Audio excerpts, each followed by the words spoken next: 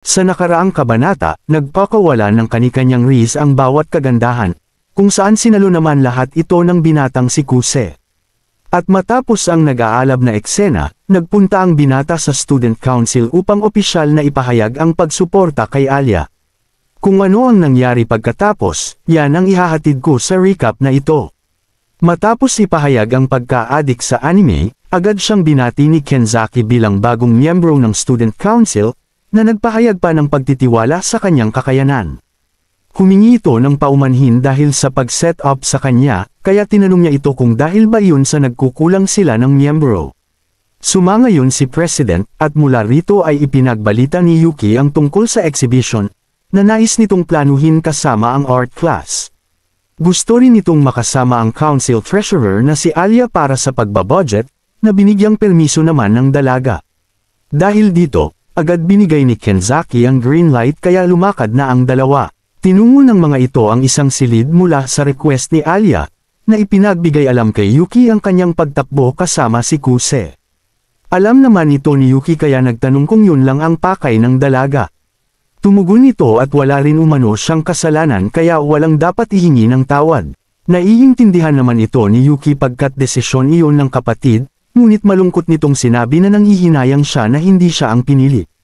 Mula rito, nagtanong si Alia patungkol kay Kuse na bahagya naman itong pinutol. Ganun pa man, alam na iyon ni Yuki kaya sumagot ito na mahal niya ang binata higit pa sa magulang o maging kanino man. Isa iyong patibong na ikinabitag ni Alia, na pinasundan pa ni Yuki ng tanong, na kung ano ba raw si Kuse sa dalaga. Nahihiya man, ngunit lakas loob sinabi ni Alia na isa itong importanteng kaibigan.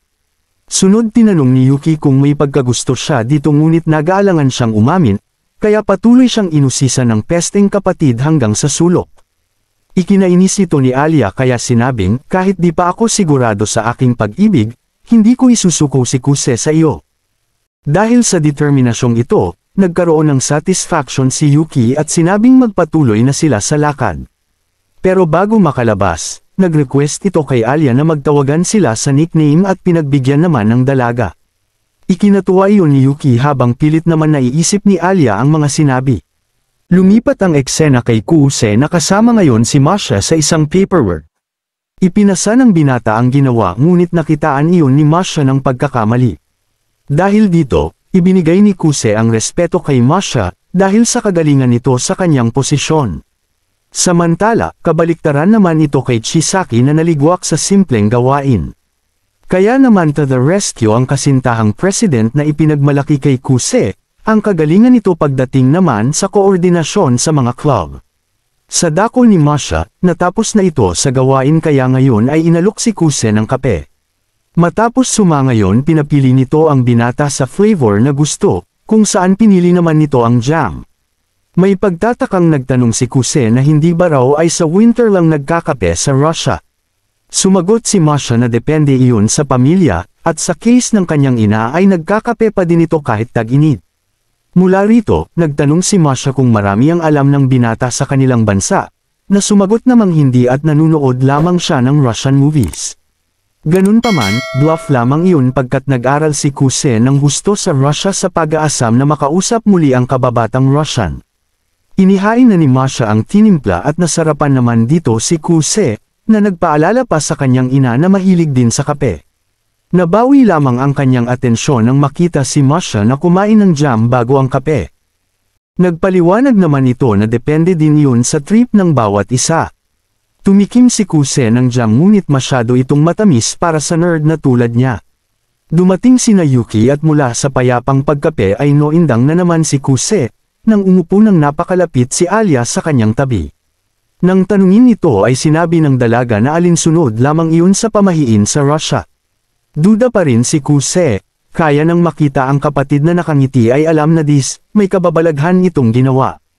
Siniguro ni Kuse kay Masha ang tungkol sa pamahiin, na tumugon naman at sa totoo daw ay ikakasal ito dahil sa ginawa. Nangyaring kinulit pa nito si Alia kung may nais ng pakasalan, ngunit sinabi nitong pamahiin lang iyon. Nasa pagsambit sa Russia na masyado pang maaga para sa kasal ay lubos ang pinsala ni Kuse, lalo pat naroon si Masha, na obvious nakakaintindi nito. Binigyan ni Masha ng malaking parte ng jam si Alia na ikinagulat naman ni Kuse, na waring isa ring pamahiin sa pag-ibig. Matapos ito, agad na silang dinismiss ni Kenzaki at uwian na. Magkasabay sina Kuse at Alia kung saan nag-alok ang binata na sumaglit muna sa MACD para pag-usapan ang preparasyon sa eleksyon. Nadismaya naman si Alia at sinabi sa Russian na akala niya ay date umano ito, nagresulta para ma-damage si Kuse. Sa silid ng kainan, nagulat ang binata sa dami ng panghimagas ni Alia, kaya nagpaliwanag ang dalaga na stress reliever lang iyon. Dito na tinanong ng binata kung may ginawa si Yuki na sumagot naman ng wala. Ganun pa man, bisto niya ito kaya sinisigaw sa isip ang pagkataranta dahil sa pinaggagawa ng kapatid. Si Alia naman ang nagtanong kung may namamagitan sa dalawa at sinagot naman ni Kuse ng wala.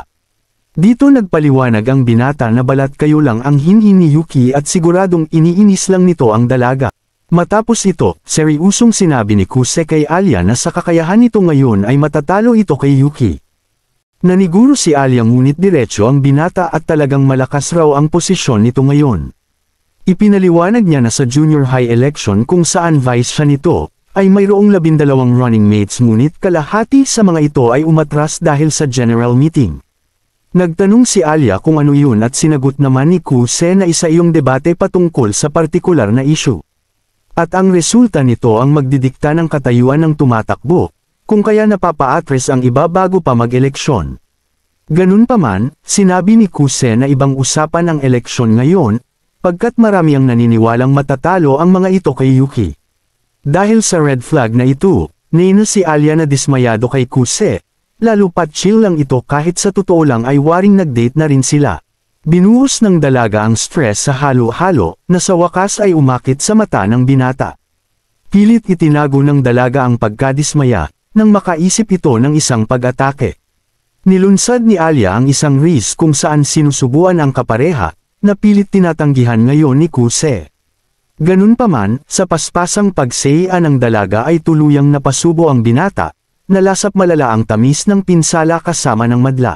Matapos ito, nagtanong si Alia kung anong dapat gawin para matalo si Yuki, na sinagot ni Kuse ng prangka na kung head-head ang laban ay siguradong talo ito. Kaya nagmungkahi ang binata para sa ibang stratehiya. Kanyang inihalimbawa si Kenzaki na nakuha ang panalo dahil sa isang pagmaniobra. Nuisance candidate lamang itong maituturing ngunit kinuha ang atensyon ng mga news writer, at matapos maitampok ang istorya mula sa isang kulang sa aruga patungo sa gwapong binatilyo, ay tuluyang napulsuhan ang puso ng madla, dahilan para magwagi laban sa batik anong mga kalaban. Mabilis nakuha ni Alia ang ideya ngunit problemado silang pareho nang makita ang nag-iisang kutsara na bumida sa subo eksena. Dahil dito nagpalusot si Kuse at nag-order ng pagkain, na sumagot sa wakas sa hiling na bagong kutsara. Nagtapang-tapangan ng dalaga na normal lang naman iyon sa Russia ngunit ayaw padaig ni Kuse, na kung ganun daw ba ay libre lagi ang indirect kiss. Sinagot ng dalaga sa Russian, na kay Kuse lang umano ito gagawin na ipinasalamat naman ng loko. Mula dito, nagtanong si Alia kung paano makukuha ang atensyon ng madla na sinagot ni Kuse, na kailangan itong samantalahin ang nalalapit na talumpati ng bawat miyembro ng student council. Litong nagtanong ang dalaga kung ano ang sasabihin kaya pinalakas ni Kuse ang loob nito, na kailangan lang niyang sabihin ang nararamdaman. Kaya wag na itong mag-alala lalo pat nakikita niya naman ang dedikasyon nito. Kinilig si Alia at sinabi sa Russian na sige pa, purihin mo pa ako. Pagkatapos nito, napukaw ang atensyon ni Alia sa spicy dish na kinakain ni Kuse. Nag-alok ang binata na tumikim ngunit naalala nito na mahina sa anghang ang dalaga. Umiiral ang pride ni Alia habang nagpakita naman kay Kuse si Yakuma na sinabing, sige pa iyakan mo yan? Lumitaw si Mary Masha at sinabing huwag mabait kang bata. Sa huli, nilatag ng binata ang spicy dish at agad namang kinutsara ng dalaga ang buong sili. Nang tikman ito, naimpyerno muli ang bibig ng rusong binibini, na ikinagilty ng binatang si Kuse. Mula sa kung saan, nagtanong si Alia kung sino na ang makakapareha ni Yuki, ngayong siya ang napiling suportahan ni Kuse. Sinabi ng binata na di yun problema pagkat sikat na ito sa madla, kaya madali itong makakakuha ng kapareha. Ngunit, sinabi ni Kuse na kung pipiliin ito si Sayaka ay madadelikado sila, pagkat ito ang matinik na nakatunggali ni Yuki sa junior high. Ganun pa man, napaisip si Kuse kung nasira ang moral nito dahil sa pagkatalo. Sa huli, sinabi ni Kuse na walang dapat ipag-alala si Alia dahil malalaman rin nila kung sino ang magiging running mate ng kapatid. Kinabukasan sa silid ng Student Council, dito na ipinakilala ni Yuki ang bagong miyembro ng General Affairs na nagpagulat kay Kuse. Nagpakilala ito bilang si Ayano Kimishima ng Class 1C na tinawag pa si Kuse ng Masachi kasama. Tiningnan ng binata ang kapatid at dito niya napagtantong may nilulutong na naman itong secret plan. Dito na nagtatapos ang ika-6 na kabanata. Palike naman kung iyong nagustuhan. Hanggang sa muli.